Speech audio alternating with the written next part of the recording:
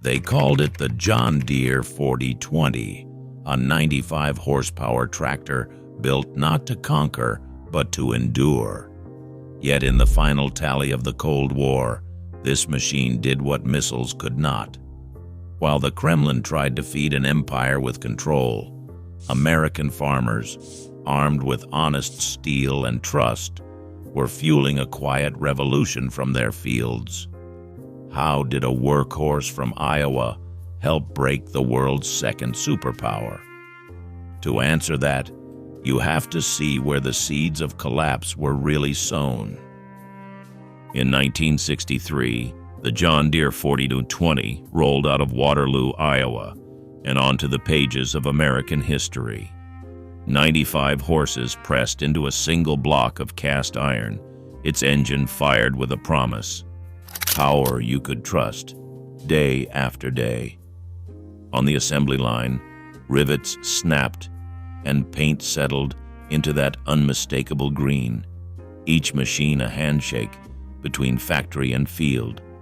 The new foot clutch, born from a farmer's suggestion, let hands steer while feet commanded the work.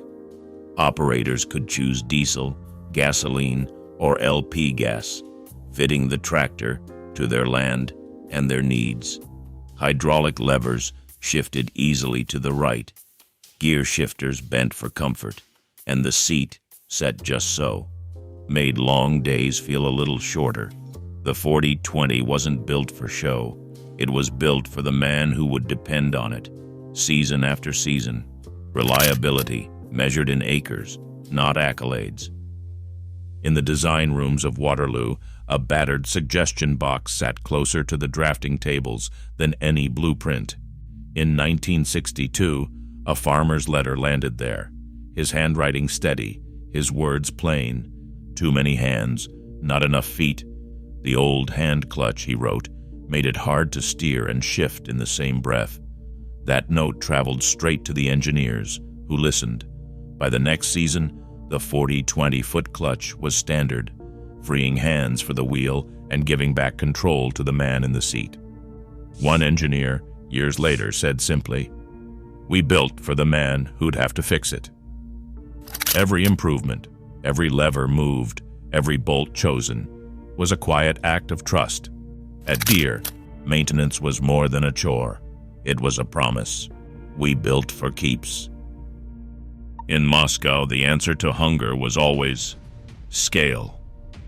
Nikita Khrushchev stood before the Central Committee, his words heavy with promise. The virgin lands would bloom, not with sweat, but with horsepower. In 1962, the Kirovets factory unveiled its answer, the K700, 215 horsepower, an articulated frame, 8 wheels clawing at the black earth. Blueprints called for mass, a tractor taller than a man, powered by a V8 diesel that could pull a dozen plows through the virgin steppe. Central planners measured progress in hectares turned, not in hands saved. The K700 became an emblem, painted bright orange, shipped by the trainload to the endless new fields of Kazakhstan. But its cab rattled, its controls were stiff. Decisions came from the top, far from the men who would grease its axles or curse at frozen gears. To the planners, bigger meant better. To the agronomists in the field, it meant wrestling with a machine built for quotas, not for care. By the late 1960s, the Kremlin turned its gaze outward. Soviet planners, flush with new factories, began shipping their tractors beyond the Iron Curtain, across the Channel, across the Atlantic. Export ledgers from the era show Soviet machines landing in British ports, offered at prices Western dealers called impossible. Parliamentary records from London echo with complaints. State-backed discounts slashed sticker prices by as much as a third, sometimes more. Local manufacturers in Yorkshire and Ontario warned of a market tilting on its axis. Dealers spoke of Soviet tractors sold at rates 30 to 40% below American models, a figure that haunted trade hearings and filled newspaper columns with talk of unfair play. One British member of Parliament, voice crisp in the record, called it economic warfare in overalls. The numbers on the page told a story of pressure, not partnership. For a moment, it seemed the Cold War would be fought not just in missiles, but in the muddy lanes of the countryside. Autumn. On the steppe brought more than cold. In the shadow of the K700, a kolkhoz mechanic wiped his hands on his coveralls and stared at a line of silent machines. The harvest was slipping away, one day at a time. A broken hydraulic line meant forms, signatures, waiting for approval from an office hundreds of kilometers away.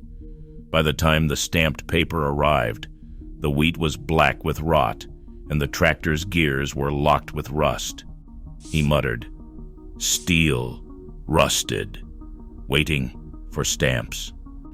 While Soviet fields grew quiet, across the ocean, a Deere dealer loaded a service truck before dawn. Parts in 24 hours, a mechanic on the road in 12. Where paperwork piled up, trust kept the engines running. In 1975, Soviet trade delegates signed for shipments that stunned even their own dock workers. $80 million wired west, and crates stamped Moline, Illinois, began to stack along Odessa's wharves. The ledger showed a 90-to-1 imbalance, Moscow buying what it once vowed to surpass. For every crate unloaded, an old certainty was buried. We built for keeps. They paid the bill. In 1963, John Deere launched the 4020, a tractor built on 95 horsepower, simple engineering, and feedback from the very farmers who used it. Over 177,000 units left the Waterloo line, each one a testament to a design philosophy rooted in reliability and trust. Meanwhile, across the ocean, Soviet planners poured money into massive K700 tractors and export subsidies up to 40%. By 1975, the Soviet Union was ordering John Deere machines by the crate, $80 million worth, shipped from Moline to Odessa. Documents show months-long delays for Soviet parts, while Deere dealers delivered in a day. Yet many Soviet archives about internal debates and the true scale of field failures remain classified or incomplete. What is clear, the legacy of the 4020 still lives on farms around the world, running decades after its birth. Fact shows that systems built for control could not outlast machines built for trust. In the end, one tractor helped feed the world and proved which dream endured.